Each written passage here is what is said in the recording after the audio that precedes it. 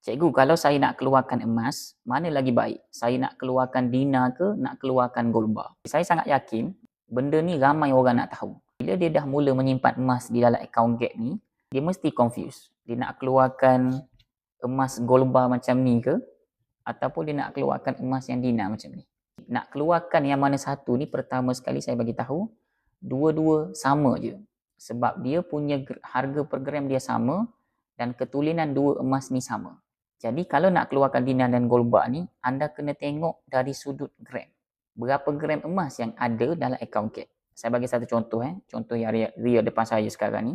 Dalam saya punya account tuan-puan, ada 10 gram. Okey, 10 gram yang saya ada ni, saya boleh keluarkan semua jenis emas dinar dan gold bar yang mana berat dia mesti bawah daripada 10 gram. Contoh, dengan 10 gram yang saya ada, saya boleh keluarkan 0.5 gram, 1 gram, 10 gram dan juga 5 gram. Nampak tak? Itu kalau gold bar. Kalau saya nak keluarkan dinar, saya boleh keluarkan yang 1/4 dinar, 1/2 dinar dan juga 1 dinar. Dan kalau saya nak keluarkan 1 dinar ni, boleh tak nak keluarkan 2 keping? Jawapan dia boleh. Sebab apa? Sebab 1 dinar ni berat dia hanya 4.25 gram. Jadi 4.25 gram tambah 4.25 gram baru 8.50 gram.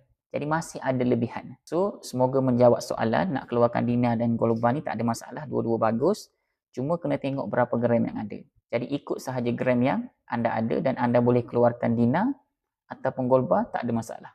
Jadi kepada anda yang tengok video ni, kalau nak saya bantu menabung emas di Public Gold, anda boleh isi beg biru di bawah atau boleh komen saya nak belajar, nanti saya akan bantu.